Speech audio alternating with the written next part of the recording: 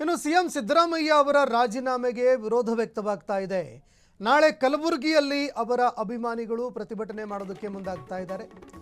CM ಸಿದ್ದರಾಮಯ್ಯನವರ ರಾಜೀನಾಮೆಯನ್ನು ವಿರೋಧಿಸಿ ಕಲಬುರಗಿಯಲ್ಲಿ ಅಭಿಮಾನಿಗಳು ಪ್ರತಿಭಟನೆಗೆ ಮುಂದಾಗ್ತಾ ಇದ್ದಾರೆ.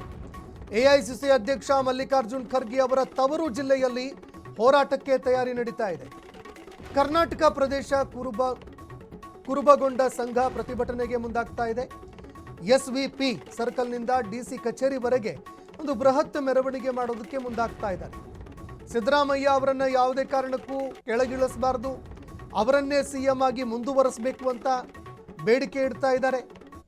ಇದಕ್ಕೆ ಆಗ್ರಹಿಸಿ ಪ್ರತಿಭಟನೆ ಮಾಡೋದಕ್ಕೆ ಮುಂದಾಗ್ತಾ ಇದ್ದಾರೆ. ಹೀಗಾಗಿ ಕಾಂಗ್ರೆಸ್ ಪಕ್ಷಕ್ಕೆ ಈ ಪ್ರತಿಭಟನೆಯ ಬಿಸಿ ತಟ್ಟೋ ಸಾಧ್ಯತೆ ಇದೆ.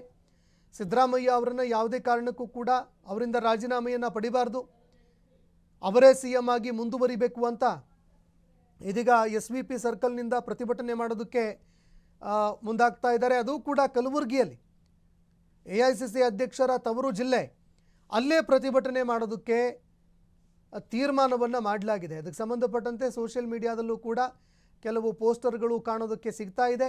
ಬೆಳಗ್ಗೆ 11 ಗಂಟೆಗೆ ಪ್ರತಿಭಟನೆ ಆರಂಭವಾಗುತ್ತೆ. ಹೀಗಾಗಿ ಈ ಪ್ರತಿಭಟನೆ ಸಿಎಂ ಸಿದ್ದರಾಮಯ್ಯ ಅವರ ಪರವಾಗಿ ಮಾಡ್ತಾ ಇರೋದ್ರಿಂದಾಗಿ ಕಾಂಗ್ರೆಸ್ ಪಕ್ಷಕ್ಕೆ ಪ್ರತಿಭಟನೆಯ ಬಿಸಿ ತಟ್ಟತ್ತಾ ಅನ್ನುವಂಥದ್ದು ಕೂಡ ಇಲ್ಲಿ ಎದುರಾಗ್ತಾ ಇರುವಂತಹ ಪ್ರಶ್ನೆ. ಇನ್ನು ಪ್ರತಿಭಟನೆಯಲ್ಲಿ ರಾಜ್ಯದಾದ್ಯಂತ ಸಿಎಂ ಸಿದ್ದರಾಮಯ್ಯನವರ ಅಭಿಮಾನಿಗಳು ಭಾಗಿಯಾಗುವಂತಹ ಸಾಧ್ಯತೆ ಇದೆ. ಸಿದ್ದರಾಮಯ್ಯ ಅವರ ಪರವಾಗಿ ಪ್ರತಿಭಟನೆ ಮಾಡೋ ಸಾಧ್ಯತೆ ಇದೆ. ಯಾವುದೇ ಕಾರಣಕ್ಕೂ ಕೂಡ ಅವರಿಂದ ರಾಜೀನಾಮೆ ಪಡಿಬಾರ್ದು ಅಂತ ಕಾಂಗ್ರೆಸ್ ಪಕ್ಷದ ಮೇಲೆ ಒತ್ತಡ ಹೇರೋದಕ್ಕೆ ಈ ಪ್ರತಿಭಟನೆಯನ್ನು ಹಮ್ಮಿಕೊಳ್ಳಲಾಗ್ತಾ ಇದೆ.